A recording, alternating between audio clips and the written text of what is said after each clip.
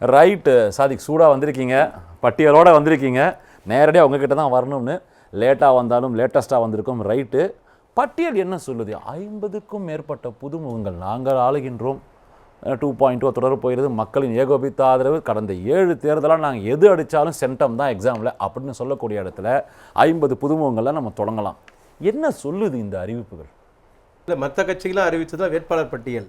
திராவிட முன்னேற்ற கழகம் அறிவித்தது சட்டமன்ற உறுப்பினருடைய பெயர் பட்டியல்.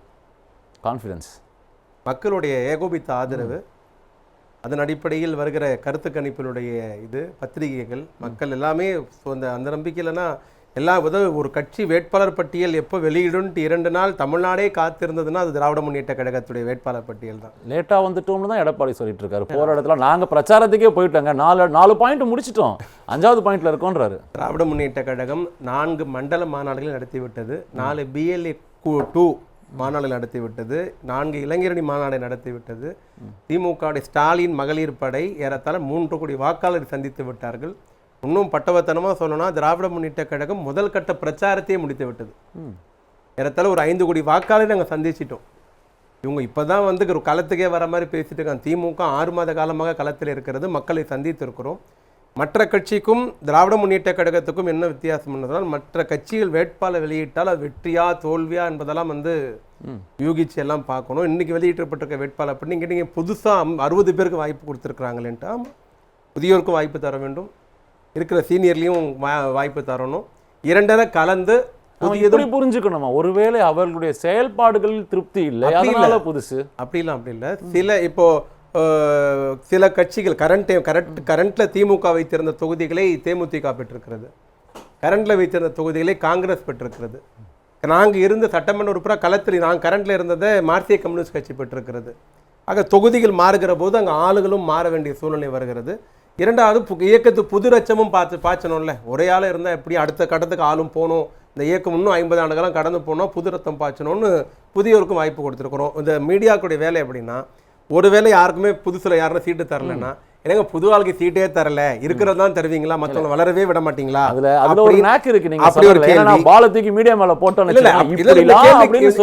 கேள்வி கேட்டிருக்காங்க. புது ஆளுக்கு வாய்ப்பே தர மாட்டீங்களா, இவங்களே தான் இருப்பாங்களா, அடுத்த தலைமுறை வர வேண்டாமா, அடுத்த கட்டத்துக்கு போக வேண்டாமா? இந்த கேள்வியை பல தேர்தலில் திமுக பார்த்து ஊடகங்கள் வைத்திருக்கிறது. இன்றைக்கு 60 புதுமுகங்களுக்கு வாய்ப்பு கொடுத்தோன்னு, என்ன சார் புதுமுகத்தெல்லாம் வாய்ப்பு கொடுத்துருக்கீங்க, ஏன் சார்னு அதே கேள்விக்குறியா போறோம். பொதுமக்களினுடைய கேள்விகளா தான் நம்ம இங்க வைக்கிறோம். அதுலயும் நீங்க சொல்லக்கூடிய 60 இன்னொரு சின்ன கேள்வி, துணை கேள்வி கேட்டுடுறேன். 60 புதுமுகங்கள் ஓகே, ஆனா பலது அதுல பாத்தீங்கன்னா வாய்ப்பு மறுக்கப்பட்ட முக்கிய தலைவர்களுடைய மகன்கள் அப்படின்ற ஒரு கேட்டகரி. யார் யாருக்கு வாய்ப்பு மறுக்கப்பட்ட முக்கிய தலைவர்? இல்லை, இப்போ நீங்கள் பொன்முடி எடுத்துக்கோங்க, பொன்முடிக்கு பதிலாக காந்தி இல்லை, காந்திக்கு பதிலாக இந்த மாதிரியான விஷயங்கள் தொடர்ந்து இதை தாண்டி சில வாரிசுகளுடையது அப்படின்ற குற்றச்சாட்டு வைக்கிறாங்க இல்லையா? 1 2 தான் நீங்க சொல்றது. ஐயா பொன்முடி ஐயா விருப்ப மனுவே தாக்கல் செய்யல.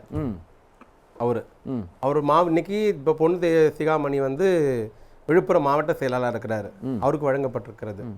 நம்முடைய ராணிப்பேட்டை காந்தியுடைய மகன் திராவிட முன்னேற்ற கழகத்தின் மாநில துணை செயலாளராக இருக்கிறாரு, அவருக்கு உடல்நலம் காரணம் காட்டி அவரால் முடியணும்னா அவருடைய மகனுக்கு வழங்கப்பட்டிருக்கிறது. இந்த இருவர் தவிர மாவட்ட செயலாளர் அவரு, இந்த தவிர வேற யாரும் வாரிசா வந்த மாதிரி பட்டியலில் தெரியல. நீங்க யாரை குறிப்பிட்டு சொல்றீங்கன்னு தெரியல அது.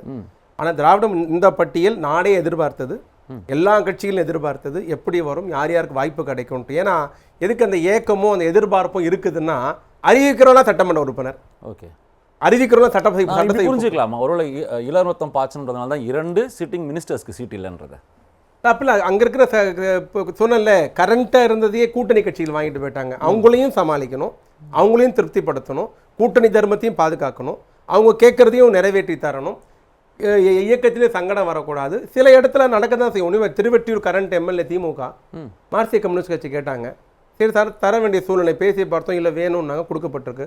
கன்னியாகுமரி மாவட்டம் பத்மநாபபுரம் கரண்ட் எம்எல்ஏ இப்போ கரண்ட் அமைச்சர் மனோ தங்கராஜ் கம்யூனிஸ்ட் கேட்குறாங்க, பேசி பார்க்குறோம், இல்லை எங்களுக்கு வேணும் அப்படின்றாங்க. சில இடத்தில் தவிர்க்க முடியாத இடத்துல ஒன்றுமே பண்ண முடியாது. கூட்டணி தர்மத்தை பார்த்தாங்கன்னா அதிமுக மாதிரி தோத்த தொகுதியில கொடுத்தோம், நாங்கள் ஜெயிச்ச தொகுதியை கொடுத்துருக்குறோம். பாஜகவுக்கு அதிமுக கொடுத்துருக்க எல்லா தொகுதியும் பாருங்க, தேராத தொகுதியாக எடுத்து கொடுத்துருக்குறாங்க. ஆனால் அப்படியே உள்டாவா கூட்டணி தர்மத்தை மதித்து ஜெயிச்ச தொகுதியை கூட்டணி கொடுக்கிற கட்சி திராவிட முன்னேற்ற கழகம்.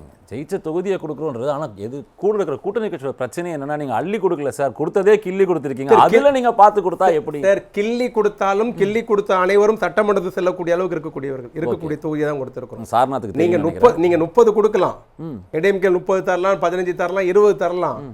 அதுல 1-2 கூட வருமானு தெரியாது. ஆனா இங்க 5 வாங்கினா 5ம் இல்ல, 10 வாங்கினா 10ம் இல்ல, 27 வாங்கினா 27ம் இல்ல, 4 வாங்கினா 4ம் இல்ல. 100க்கு 100 வெற்றி தானே சார் பார்க்கணும். 15 வாங்கிட்டு 2 உள்ள போறதா வெற்றி இல்லையே. 8 வாங்கிட்டு 1 உள்ள போறதா வெற்றி இல்ல. வாங்குறதெல்லாம் உள்ள போனோம். நாங்கள் களத்தை இப்படி அமைத்திருக்கிறோம், தமிழ்நாட்டை அந்த அளவுக்கு கொண்டு வந்திருக்கிறோம்.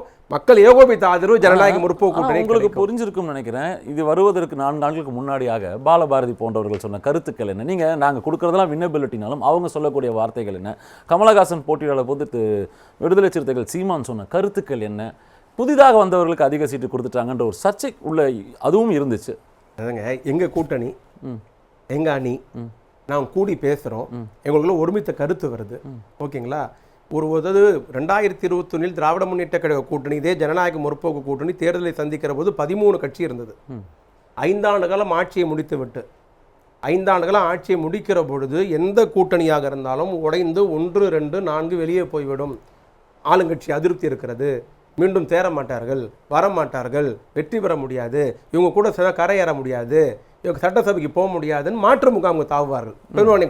ஆனால் 5 ஆண்டு காலம் ஆட்சியை நிறைவு செய்துவிட்டு 13 கட்சி கூட்டணியாக இருந்ததை இன்னைக்கு 21 கட்சி கூட்டணியா மாறி இருக்குன்னா என்ன காரணம்? எந்த குதிரையில் ஏறினால் சட்டசபை போய் சேர முடியும், எந்த வண்டி கரை சேரும், எந்த அணி வெற்றி வரும், எதில் நின்னால் நமக்கு கிடைக்கும் தெரிஞ்சதாலதான் கூட்டணி 21 கட்சி கூட்டணியா மாறி இருக்கு. நம்ம இந்த கூட்டணியை தொடர்ந்து என்ன சொல்லிட்டு வரோம், இது கொள்கை கூட்டணி சொல்றோம். ஆனா நீங்க சொல்லக்கூடியது இன்னைக்கு தேர்தல் கூட்டணியா தானே சொல்றீங்க. ஜெயிக்கிற அணி கூட வந்து சேர்றாங்க, இது கூட்டணி. கொள்கை அணியோடு எங்களோடு வந்து விட்டார்கள். இது மாற்று கருத்தே கிடையாது. நாங்க எடப்பாடி பழனிசாமி மாதிரி பேசல. எங்களுக்கு கொள்கை வேற, பிஜேபி கொள்கை வேற. இது கொள்கை கூட்டணி கிடையாது. நாங்கள் நீட்டா எதிர்க்கிறோம், பிஜேபி ஆதரிக்கிறது.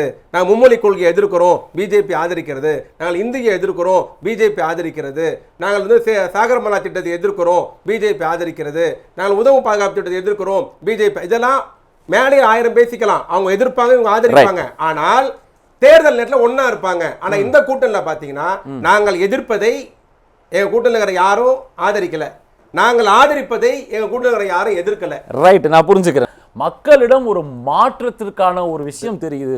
திராவிட முன்னேற்ற கழகம் அறிவித்திருக்கிற வேட்பாளர் பட்டியலில் பெண்கள் 19 பேர் அறிவிக்கப்பட்டிருக்கிறார்கள். அம்மையாருடைய கவனத்திற்கு.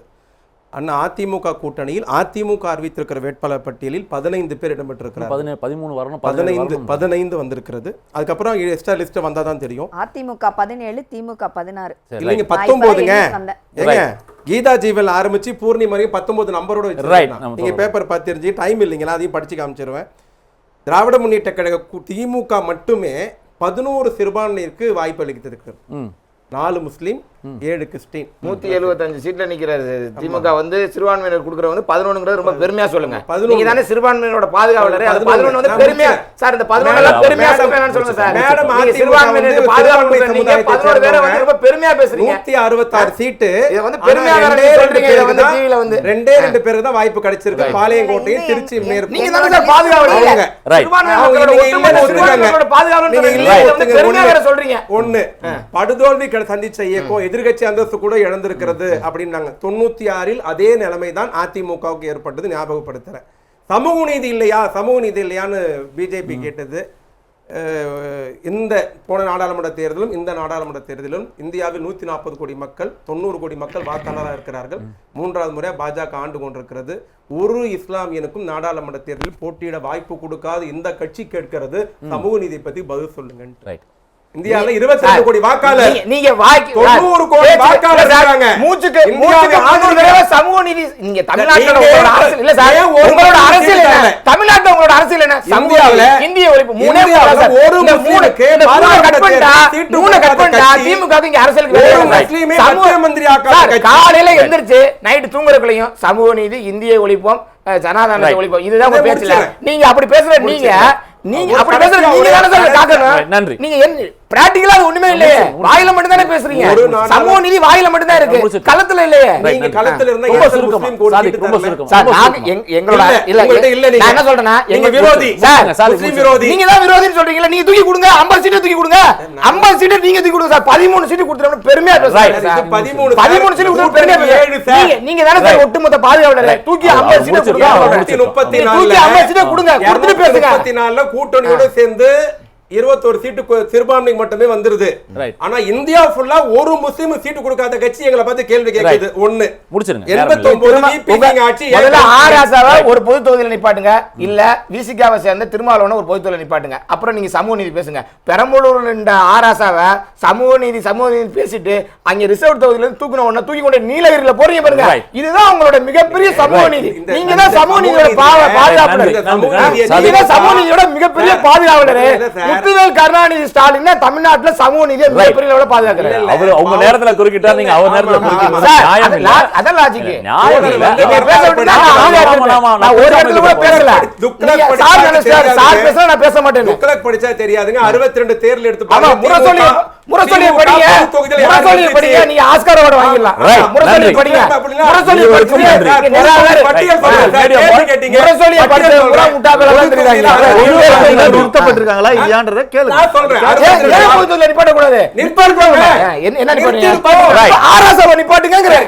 என் கட்சியில யார் இருப்பாங்க? நன்றி.